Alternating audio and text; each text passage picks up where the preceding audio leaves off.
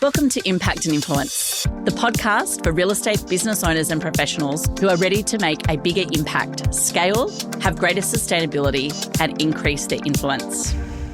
This series opens the door to the sharpest minds across the industry, including agency owners, advisors, and trusted partners who share real-world insights and lessons learnt. These are short, practical conversations designed to save you time, sharpen your strategy, and help you build a business by design, not by default. If you're responsible for growth, profit, client experience, leadership, recruitment, or retention, this podcast is your go-to for smarter choices and more decisive leadership. It's proudly presented by Regrowth. We are a coaching and consulting business for the real estate arena. We help you build on capability, connection, and curiosity. Ladies and gentlemen, the great David Mills, Principal and Auctioneer of McGrath Northern Rivers, with us today. Welcome, David. Hello, Kylie. How are you? I am awesome. Excited about today. I was reflecting on how long we've known each other this morning for today's interview. And the great thing is, I think rather than combining that with years, I combine them with moments. Okay. You're telling the story. Go. And that's lovely. And I want to drill down on some of the things I've learned from you over the years and some of the great people in your business. So we're going to have a long chat today because there's lots to cover. But I think first and foremost, given our listeners are from all over the place, is where is the Northern Rivers? And tell us a little bit about your marketplace and a little bit about your business, please. Very good. The Northern Rivers is an area of the northern part of New South Wales. It's technically known as effectively north of Grafton. So once you start in Yamba and you go all the way through to the north, tapping out just north of Byron Bay. Once you then get up towards Tweed Heads and near the border, that's a different part of the world. But effectively in my part, we've got 4 offices. North to south, we have Byron Bay at the north. We then go down to Lennox Head. We then head out west to Alstonville. And then we go to the main office or the mothership in Ballina. And we've been trading as a family group since 1981. Certainly good competitors. When I first had my first office in the bush when I was in my 20s, young Glenn there sort of kept us all on our toes, still a consistent performer. But to give context to everyone listening, I think people think, they're in regional Australia. But guys, we're going to listen to some numbers here and we're going to listen to some market share stories that will blow your mind. David, please sing your own song and chorus because otherwise I will. Tell us a little bit about your market share and tell us about some of your numbers and your results. Okay. So market share for the region. So on a good day, we'll get close to 50%. On most days, we're sort of in the low 40s to mid 40s. And to qualify that statement, it's not every single suburb between Yamba and Tweed Heads. We've around our 4 offices where our core areas, they're the ones we track. And around your core market in Ballina? Yeah, around the core market in Ballina will be very much around the 50% plus. Sometimes we get to 60s in Lennox. Byron Bay, we've got some tremendous competitors there and friends in the market will anywhere between 15 to 20% on a good day. But you throw it all together, somewhere in the 40s. Yep. And what am I paying for a house in your neck of the woods? All right. I love this game. I'll take you to a 4-bedroom brick veneer in Ballina. That right now in the middle of Ballina is probably around 1.3. That same house, I'll take you to Alstonville. That's around $1 million to $1.05 million. In Gunnellabar up the hill from further west now, that's around the 900. In Lennox Head, that same house downtown is $2 million. And then you take it to the wonderful world of Byron Bay and that same house, middle of town's around 3.5 to 4, depending on the style. It's interesting. We've always had micro markets within markets in metro areas, and we're seeing it more and more now in regional off the back of migration, and particularly off what happened with COVID.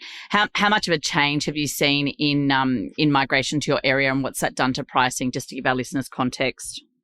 Yeah, we, like everywhere in Australia, we had this enormous Mount Everest of price escalation that happened, as we've always been pretty well known for being a lifestyle destination, but COVID was the last reason to get out of Sydney, and everyone was like, well, Melbourne or Brisbane, and we had a lot of people move here.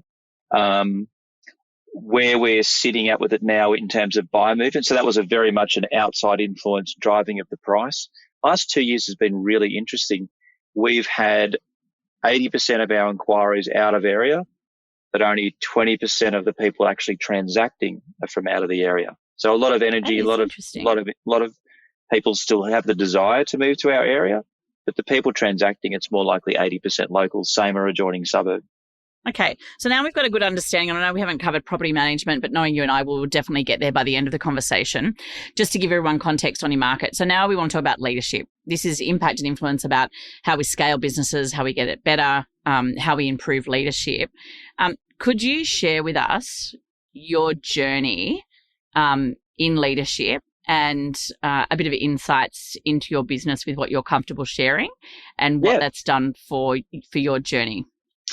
Absolutely. Do you want me to do a bit of the background of like time in real estate and the roles I've done, or do you want me to just... Absolutely. All right. Take us for a walk. Take us for a walk. I first started photocopying my backside when I was about 10, when Dad's off. No, I won't do that. I'll jump to the other stuff. So, 1997, working weekends, doing university, dropped out of university twice, loved real estate so much. What were you studying?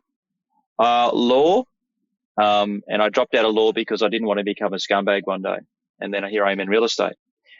2, dropped out of marketing because I thought I just want to get on with it. So 2002, I was very fortunate that the family business had just taken over a business in Coolangatta Tweed.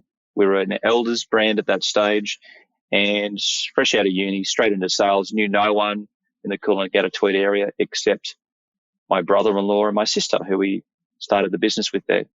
Fast forward to 2006, I moved out to our Palm Beach division on the Gold Coast. Again, had to change markets, not knowing anyone, and went from sales to sales/sales manager. And then 2009, we became a McGrath franchise and organisation. We had 3 offices at that stage.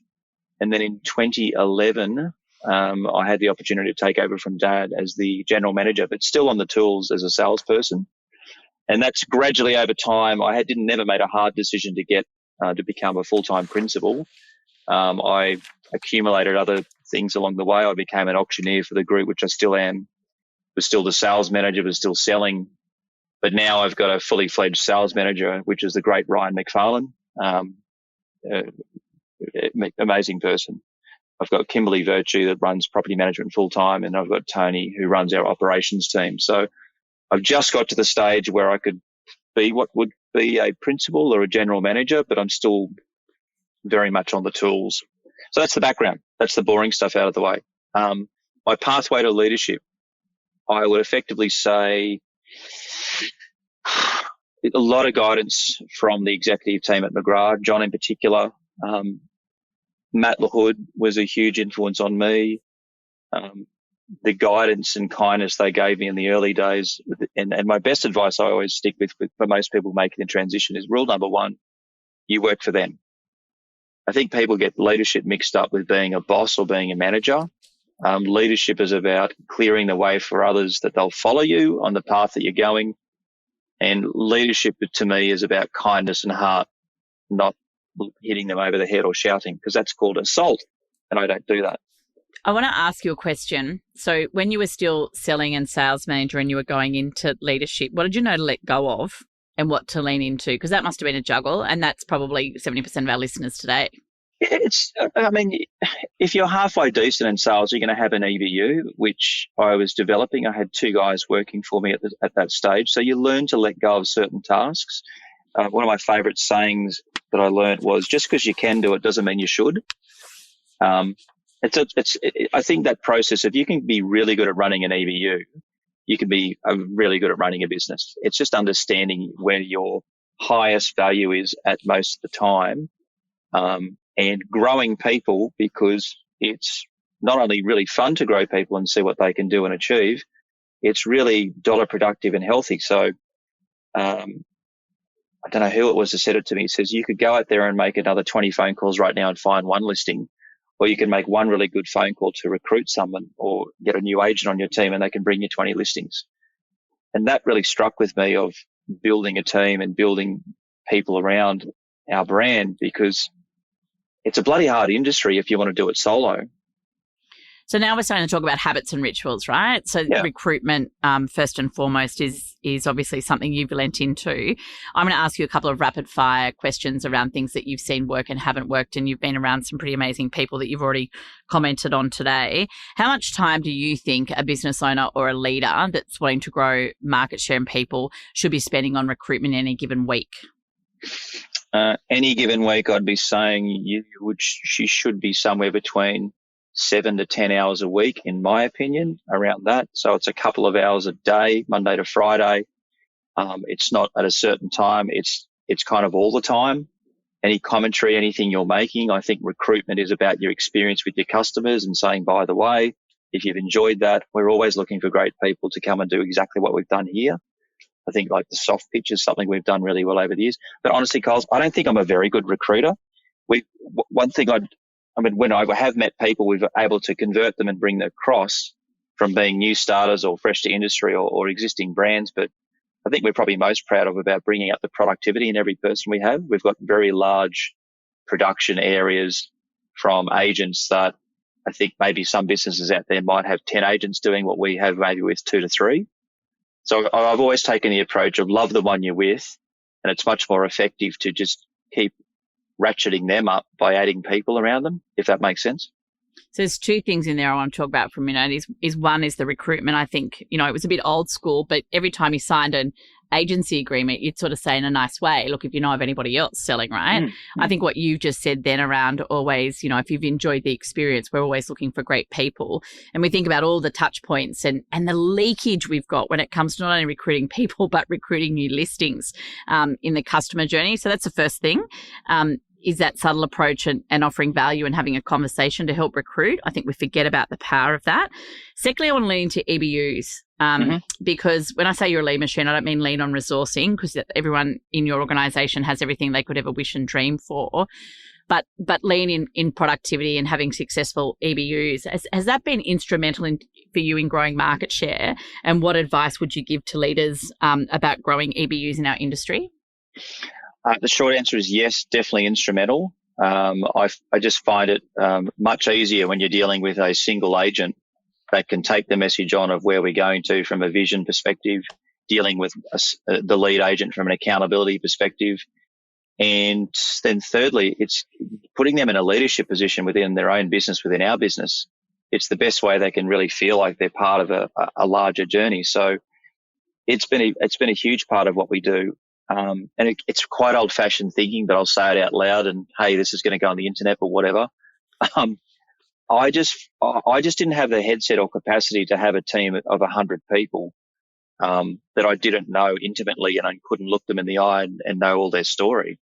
I really wanted to just get close with my guys and make sure that I really knew everything about them and what made them tick and what made them work, so I could help craft their journey and their story. Versus being a factory. Nothing wrong with that. It's just that it just wasn't for me. I'd rather be much more intimate, coaching with them, holding their hand, guiding them, being in the tackle with them, than sort of just producing a factory of robots. Do you know, I reckon it's really important is guys listening, know who you are not before you know who you want to be. It's incredibly important, because when, scale is something I think we've got carried away with in our industry.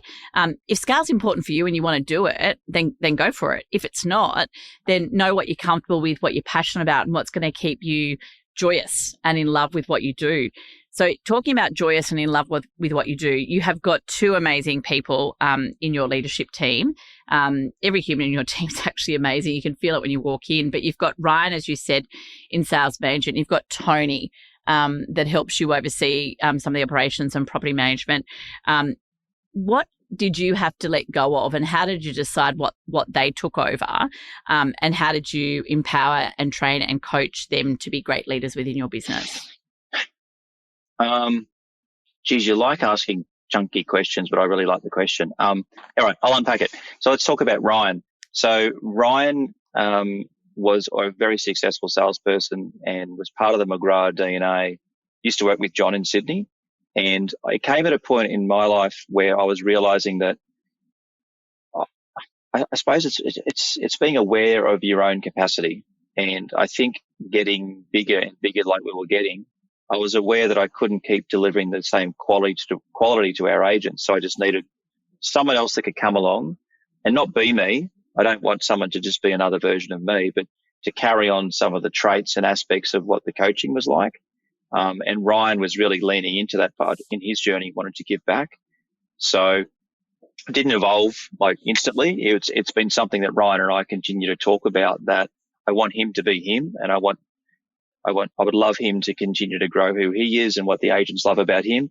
I'm more used at what in sales now is a bit like an arrow. So Ryan can pull me out of the quiver and just shoot me into areas that he wants me to be, whether it's an option or it's a training scenario. But it comes with a big wrapping of high trust that Ryan and I agree on we're heading in this direction, and I agree with his vision and the way he's coaching them. We contact regularly, but I give him space is more than anything, Kylie. I give him a lot of space to be what he wants to be.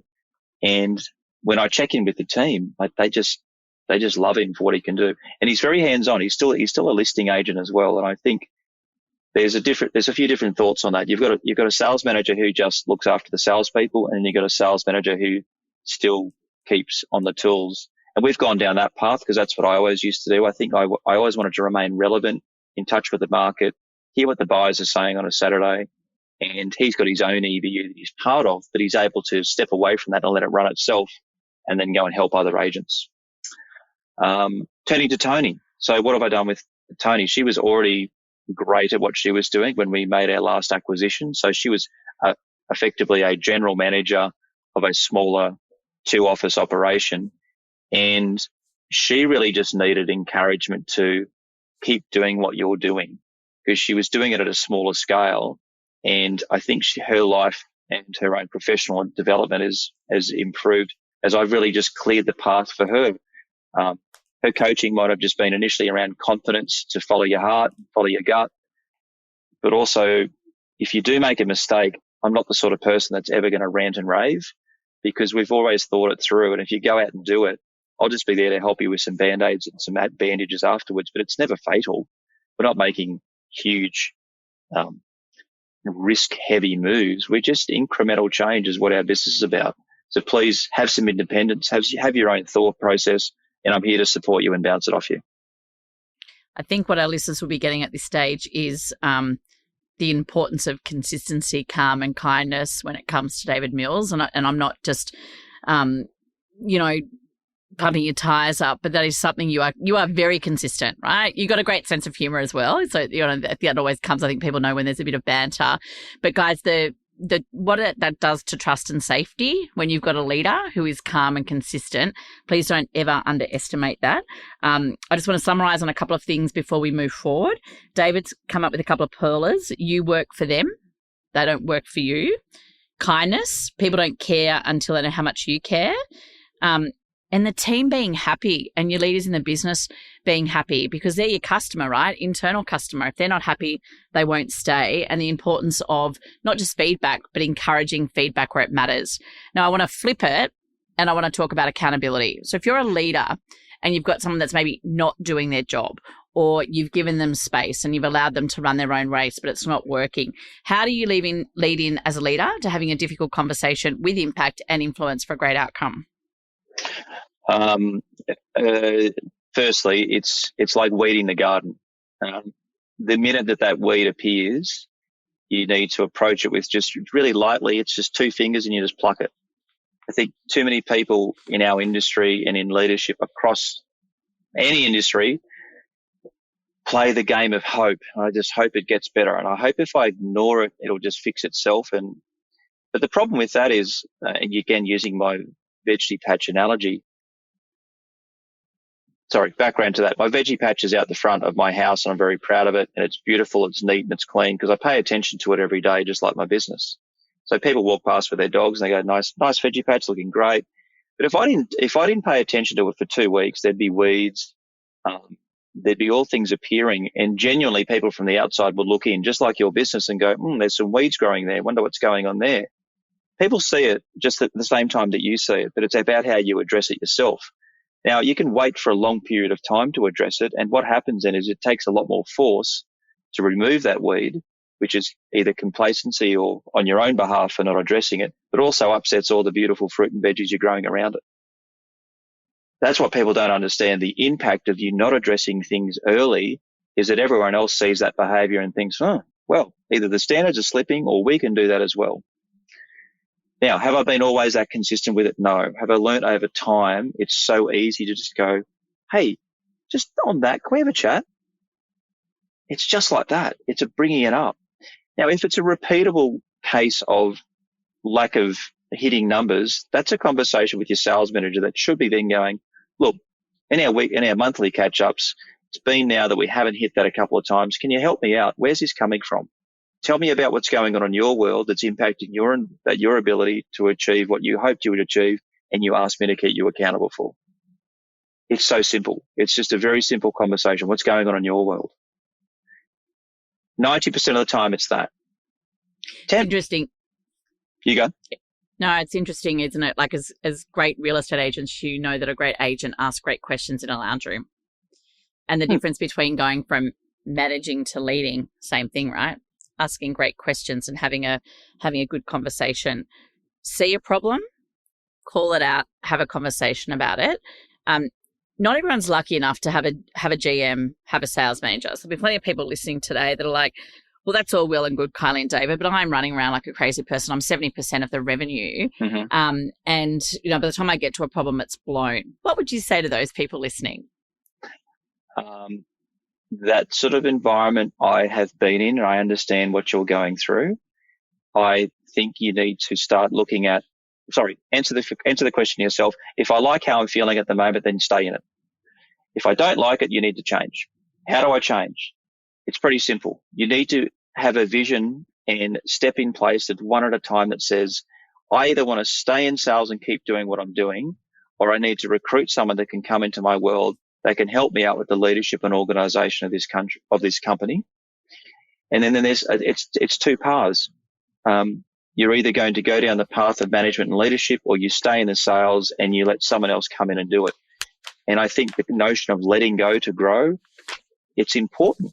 It's important you just stop and appreciate, what am I better at? Am I better at this? Am I better at that? Well, if I'm better at that, that's my highest value. I need to get someone else to come in and do this. So it's conversations. That person could be in your organization already. And when I came on board out of the sales environment into this, my first difficult step was all of a sudden I went, well, hang on, these are all my mates and colleagues in the sales room, and now I'm expected to be their boss. Again, I cured that pretty quickly by saying, look, I work for you.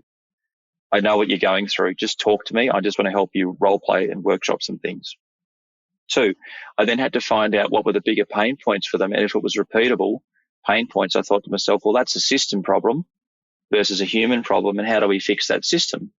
So over time, you then find someone in your organization that's really good at systems and say, hey, rather than just be an admin person, would you like to one day be the operations manager of this business?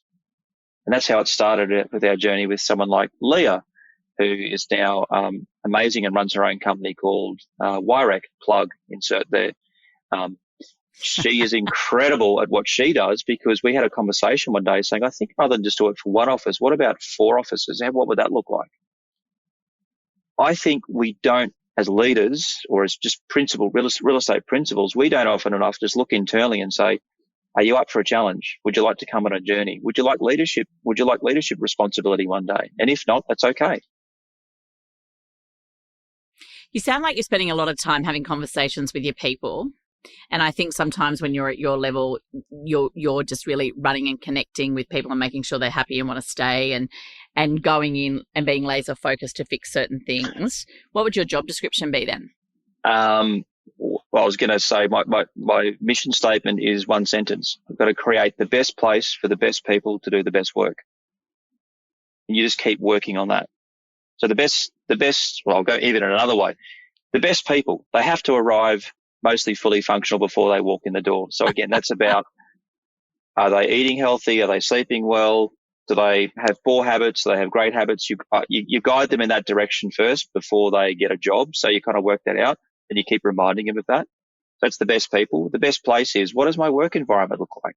Do I have flexibility of work hours? Do I understand some people like stand-up desks? Do I understand people need headphones? Some people are very good at internet. Some people aren't. Like, what do they need around them? I think if you have great people in a great environment and you treat them really kindly, they'll produce better work. Oh, I was going to share this. So, Kylie, you and I talk about food all the time. So I just recently watched the documentary on Disney Plus with Stanley Tucci. Have you seen it? No, but I will be. Okay. So he does the different regions of Italy, and he went to the Lombardy region, which are famous for producing Grana Padano cheese, right up there with Parmesan. And they were talking to the Indian Sikh farmers that now run the whole dairy industry in that area. And they were commenting on how, since they've taken over the dairy industry there, their production for the milk and the cows is up 20%, sorry, even 25%, but they haven't increased the headcount. And he said, what's been the secret? He says, yeah, we just talk to the cows really kindly and pat them. And I went, oh. And then he said, because love cures everything. If we were just really kind to these cows, feed them, treat them nicely, their production went up, the quality of our cheese went up. And that kind of reminded me in some way, shape or form what in my journey in leadership, what I've been trying to do is effectively pat the cows and treat them really nicely, because human beings are an incredibly complex and fragile business. And it's hard enough just getting out of bed some days for some people, let alone being that consistent. Just give everyone a break a bit. Understand that some people are going to have good days and bad days, but as long as you're there to try and be that consistent voice to them.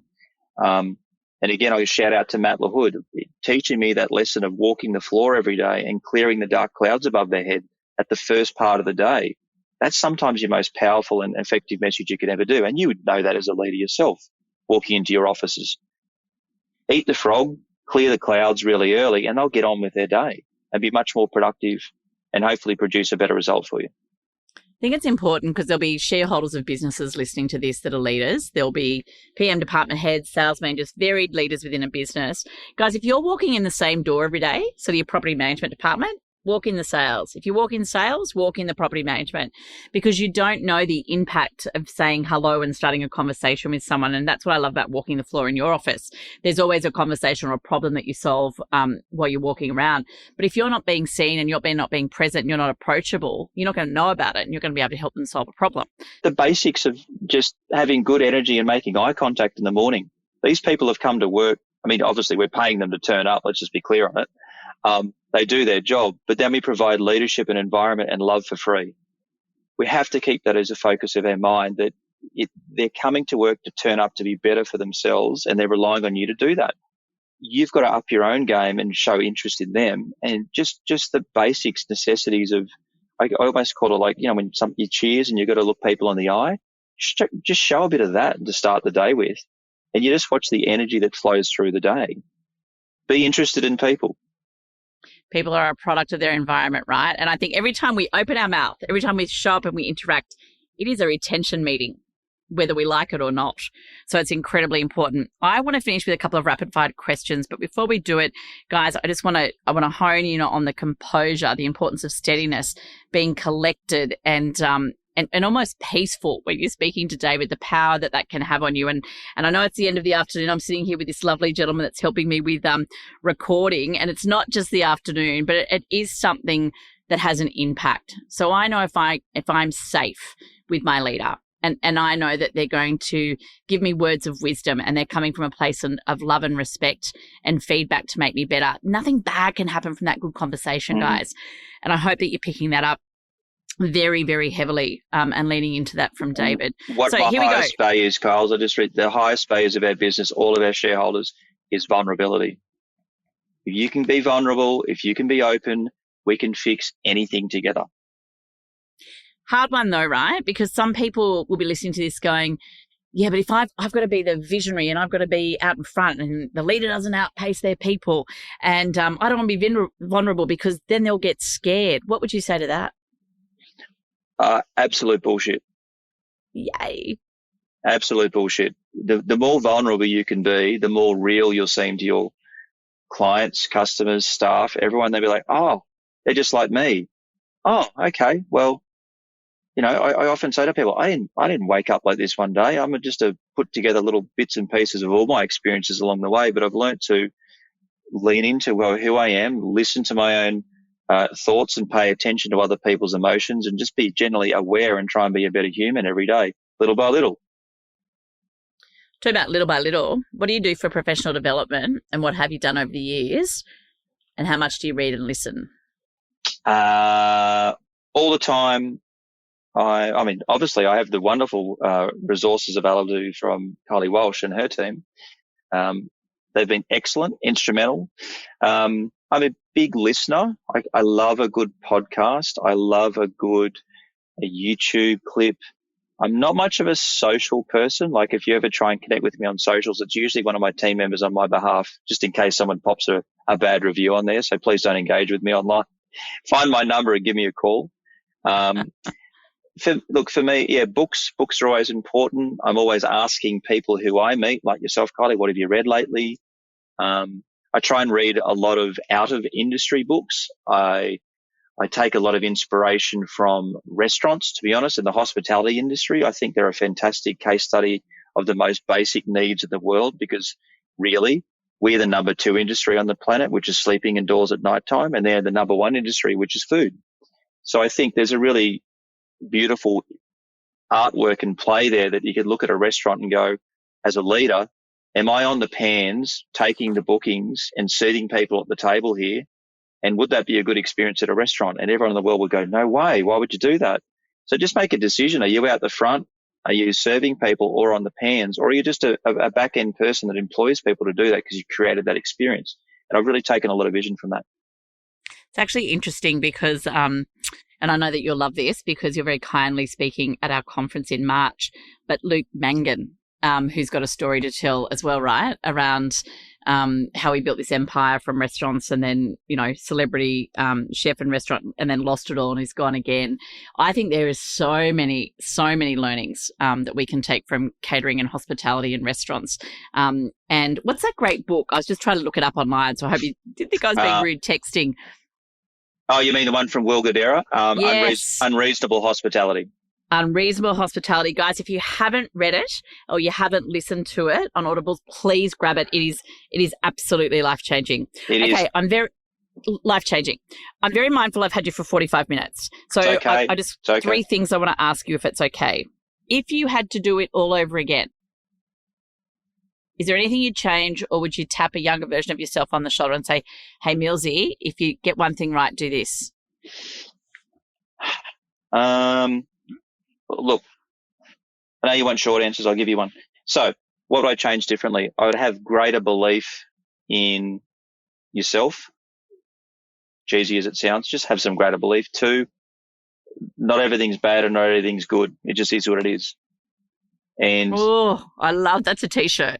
Well, that's leading into a bit of mindfulness work, but you really just have to just stop and appreciate everything. And then to arrive now, there's nothing I would label as too bad or too good, because to get to the point that I'm at, and if I have gratitude in my heart, that it's all been necessary anyway.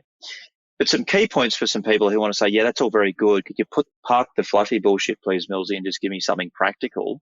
I would say prospecting and getting in contact with people and understanding that it's not about a numbers game. It's about the opportunity to change someone's day with a good level of service on a phone call. Play that game, please, because it's really important. Leave them impactful and better than when you found them on that call or that text message, and just give a damn and try and help people. That's the game I'd like to say to people to do. 2, embrace auctions, because private trading should be made illegal. That's what I think. That's my whole philosophy on that. Here. What's the best thing to do by your customer? Oh, okay. Let's go there.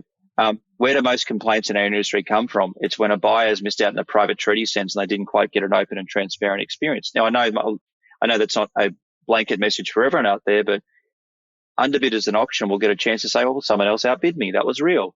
It gives agents a chance to put process into their business. Anyway, that's just my philosophy on that. I've got a big auction tramp stamp, by the way, on my back. We're going to come back on that. Would be a great debate for ARIC one year, right? Private treaty versus auction. I'm with you, though, but so many people say to me, it doesn't work in my area, particularly in regional Australia. I mean, David's in regional. Bullshit. Yeah, I started in regional. It's life-changing, but you think you put yourself in your vendor's shoes. Would you rather put a ceiling price on it and get no more, or would you rather see what's possible? It's as simple as that. I'll go further. If we're calling ourselves a profession, Name another professional on the planet that goes out there every day and goes, look, we've got this great process. It can get it done in 30 days. But you know what? I'm just going to go and try this other thing and just maybe I'll just do something different today. And I might do something different tomorrow. And then I'll try something different there. It's just irresponsible and unprofessional. Anyway, I'm not going to bash the private treaty people for too much longer. It's interesting, just and obviously you're with McGrath, they keep good stats on this, but we've got 437 offices that we work with at the moment, and there is not one office that's got shorter days on market for private treaty than there is auction. So I'll finish with that there. Boom, now, mic drop. Boom. Now, the point before was all the things that you were saying about a good agent should do with their customer. Surely that's true with your internal customer. Mm-hmm. Right? It's the same thing. So I think for those out there that are beating themselves up about, I'm a really good sales agent, I'm trying to keep the doors open, I'm 60% of the revenue, is, guys, the things that you do for your vendor around frequent communication, pulse checks, clear communication, feedback, clarity, consistency with the marketing campaign and open home ties. Those 7 principles applied as a leader for your team around consistency of sales meeting, don't cancel it. Consistency of the one-on-one, showing up to coach and give them feedback, good, bad, or indifferent, and give them clarity of where we're going is the same thing, surely, David.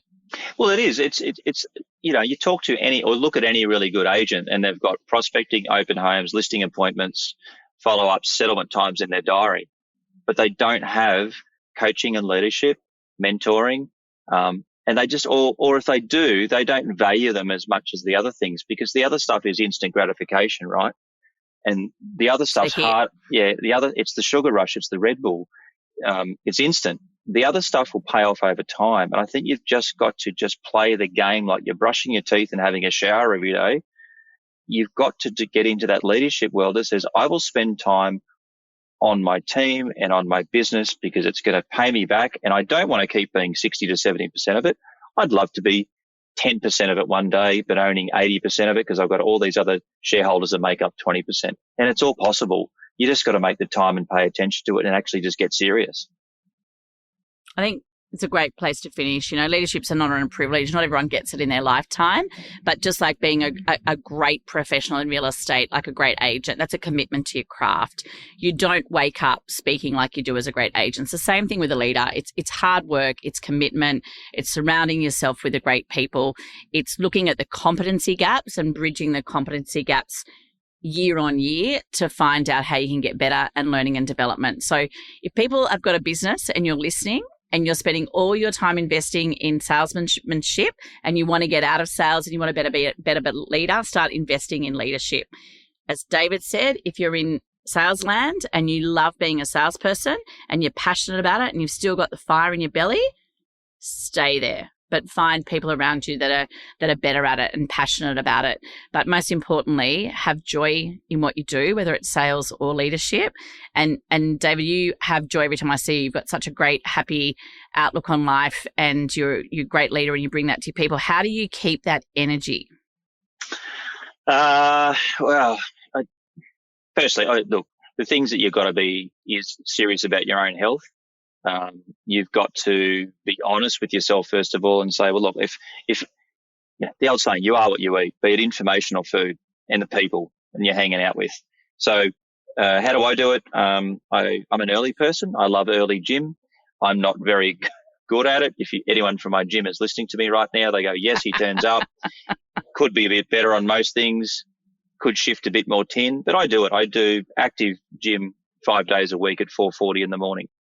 It gets me started. It's my rhythm to get there. From there, I'm also conscious that I've been really winding back on the alcohol. So getting to late 40s now, you just know that, look, it's just not great for you. Ultimately, you read all the stats and everything on it. It's a depression. It makes you overweight, makes you do some silly things. Not that I've ever done too much silly stuff, but you just got to be aware that, is that going to take me closer to my goal of a better human being or further away?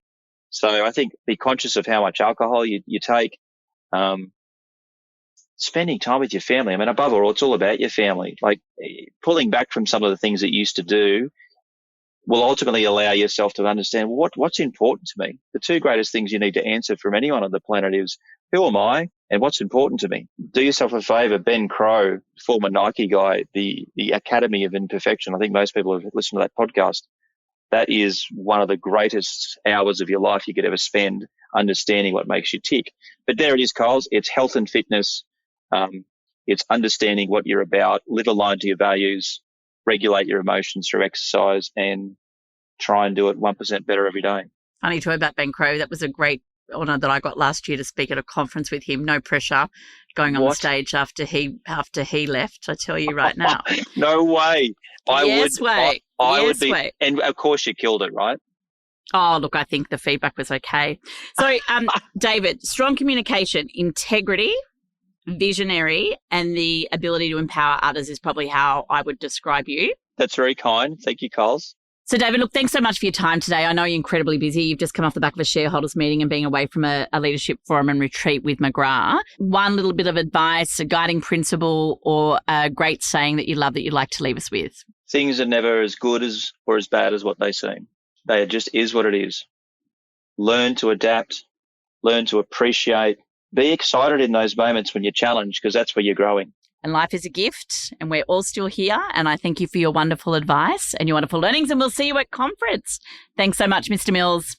Thank you, Kylie. Thank you very much for the opportunity. Thanks for joining us on this episode of Impact and Influence. Click follow to get notified about future episodes. Leaving a review helps others find the podcast. And to learn more about our courses, our study tours, conferences, keynote topics and our services, or how simply we might be able to help support you in taking you to places you never thought possible, please visit regrowthkyliewalsh.com.